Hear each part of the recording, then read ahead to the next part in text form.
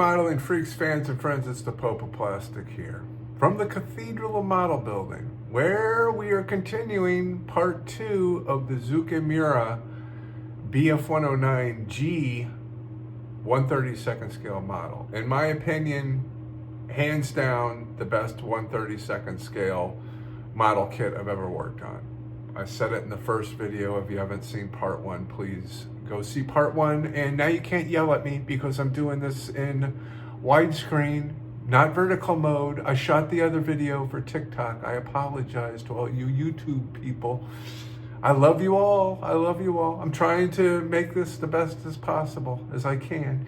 Anyway, I'm just going to continue on. The more difficult that this kit has gotten, the engine, putting the fuselage together, all those things where you start to encounter problems with kits that have a lot of detail on the interior of the aircraft, you tend to start getting fit issues. And when you get a super detailed engine, just to give you an example, the Tamiya Mosquito 1/32 scale, which up until now would probably have the most detailed aircraft engines that I've worked on. Maybe not ever, but those were pretty detailed engines. When you go to install those engines into the fuselage, into the nacelles of the Mosquito, a very, very difficult process and challenging. The Zoukei Mura, which is even more detailed, was fairly easy because of incredible engineering. And same thing with the interior parts. Let me just show you. Look at this thing. You know, obviously, you know, I built the engine all separately, and then you're attaching the engine on several different points. You know, one attachment point here, one attachment point here, one attachment point here, and one attachment point there. And then you have a bunch of pipes and things that have to go into certain slots. When I first was going to attach the engine, I was in sheer kind of panic mode. I was like, this is going to be extremely difficult. And I was kind of nervous to do it. Even though, I mean, I build models for a living and I build models constantly, I still get nervous on certain things, especially when I put so much effort into this. This is where model builds can start falling apart, and people will give up because sometimes they're too difficult. You can't get it to fit exactly right, which therefore is going to affect all the other panels and all the covering of the engine and all that kind of stuff. But I can tell you, I experienced none of those problems. I went in to do a test fit.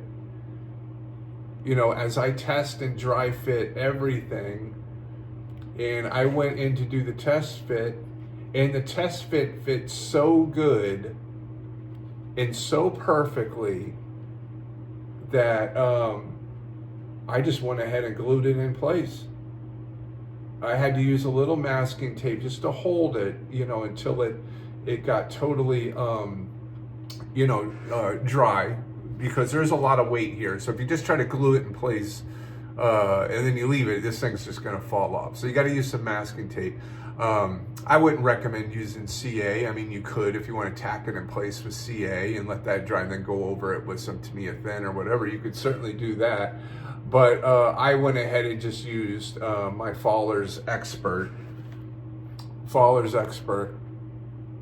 I like this glue. Ever since testers decided not to make the Model Master glue, I had to move to that. Yes, testers still makes the glue, but they put it in another container, this one, which is impossible to use because you can't get any glue out of it ever. I've had about 15 of these and you can't get the glue out because they've got some little valve that they decided to put in and ruin the whole thing.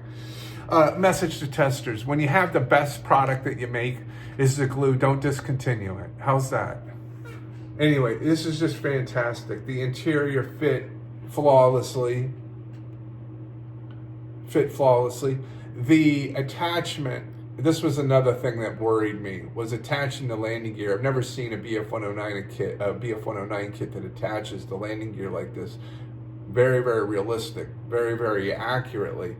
And again, the fit of putting the landing gear in when you first look at it, it's kind of intimidating. You're like, oh, this isn't going to work. But then when you actually go and do it, it fits absolutely perfectly.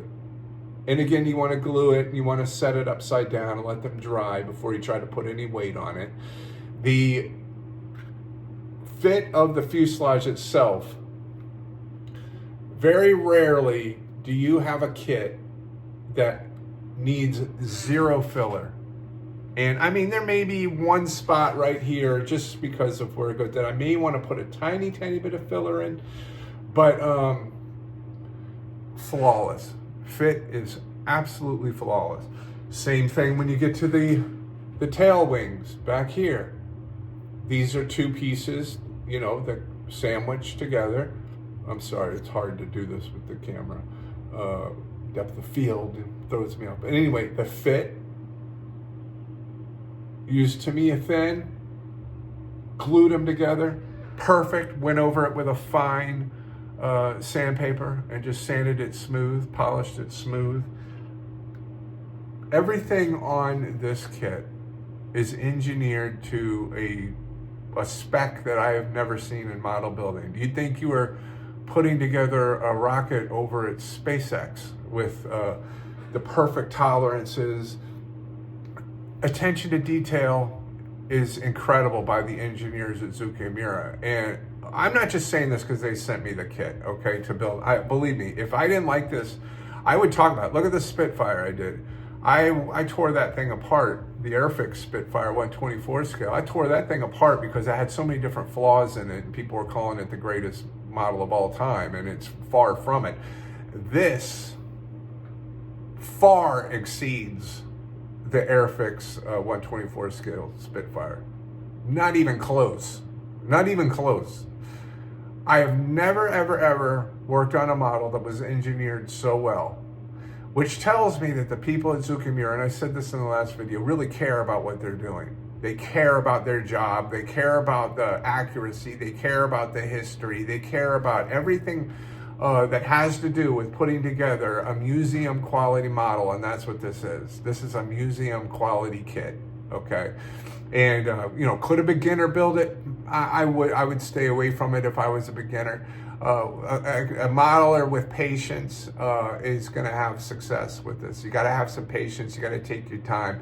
You really need to study the instructions before you tackle this one. You know, even before you start building, familiarize yourself with the instructions. The instructions are second to none. I mean, they are fantastic. I mean, they lay out every single thing that you can imagine perfectly, but then they give you all different angles so you can look at everything in different angles. So you know exactly where the parts fit by showing you all the different angles of where the parts are to go, and you know, and how they nestle into the different you know, connecting points and all of that. The only thing that I will say, and it is not a negative, is that when you're building this kit or one of these kits, I could show you, see if I can show you on something here. Hold on a second. There's gotta be something I can show you here.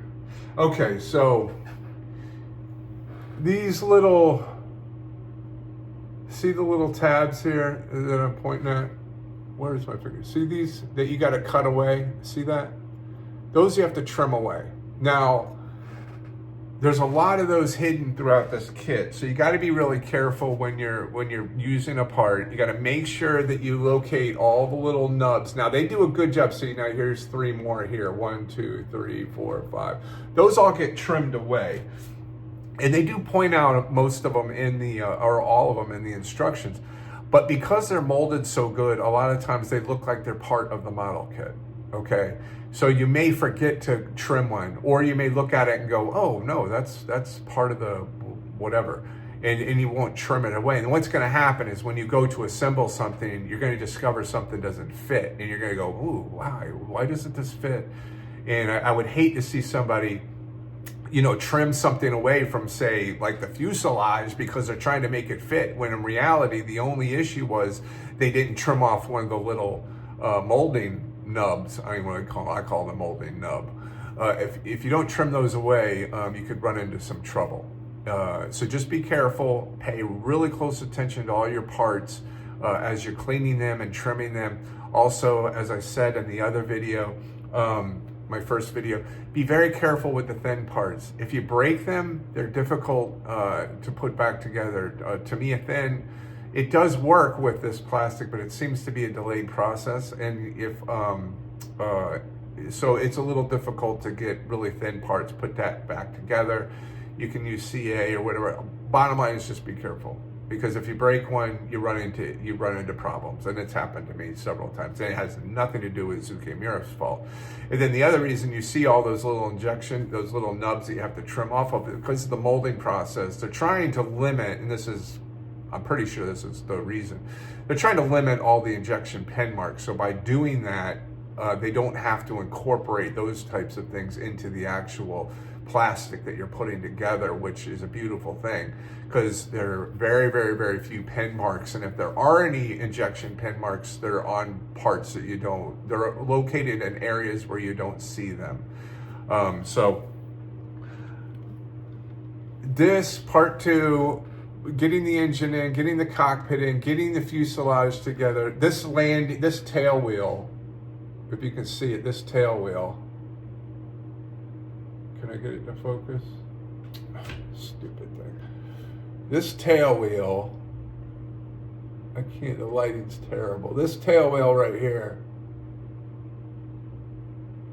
is unbelievably detailed. I have never seen a tail wheel that is so detailed as far as all the components that go into it.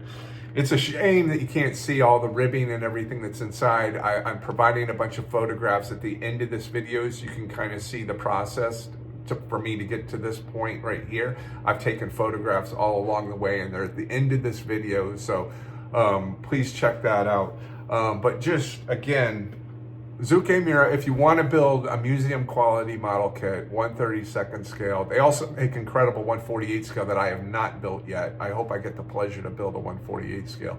The 1/32 scale, the best I've ever seen, hands down, by far. Everybody's like, oh, Tamiya, not even close. Not even close. Not even in the same league. I'm sorry to say. I love Tamiya. Don't get me wrong. Tamiya does produce amazing kits. Zoukei Mura is just on a different level. These people care about the craft. They care about the model builder. They care about the model itself. They care about the engineering. They care about the history. And it shines throughout this entire kit.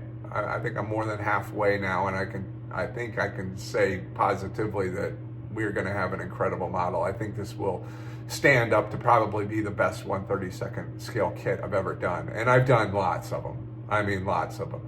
And to say that, for me anyway, that's saying something, because I do this for a living. I build all the time. I see every kit. I review every kit, not necessarily on YouTube, mainly on TikTok. I'm a former manufacturing person. I understand molding, injection molding, and things like that, and so I can kind of see where the mistakes are going to be, and when people are cutting corners and getting lazy and just trying to save money, which is a big point. A lot of the model companies out there don't do this level of detail, not because they can't afford to do it, because molding parts like this is extremely expensive. And you have to have the best mold makers to be able to do this kind of stuff. And Zoukei Mura is certainly, whoever's doing their molding, I don't think it's them personally. They may own the factory, they may have involvement in the factory, but whoever is doing their injection molding knows what the hell they're doing. I can tell you that much. From the choice of plastic to the detail that's being incorporated into these things. They don't have any photo etched in this kit. There is no photo etched. And I hate photo etched. And I don't see any need for a lot of it. Some of it's just for, bells and whistles to get you to buy the kit. I'm not a fan of it.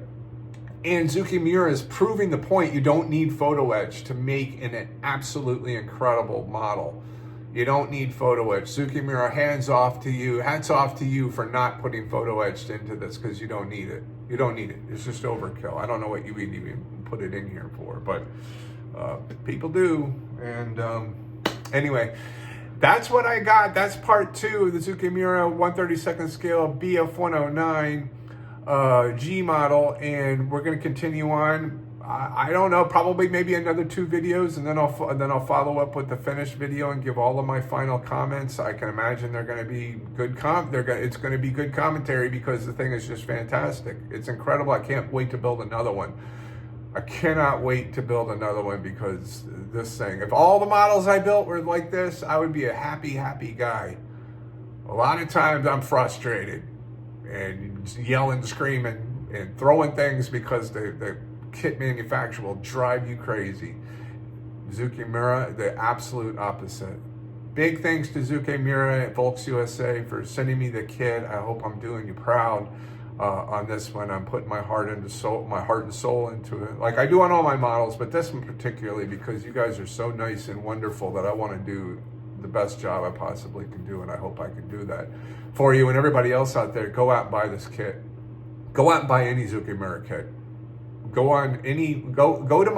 you go to my Amazon store, amazon.com/shop/thepopeofplastic, amazon.com/shop/thepopeofplastic.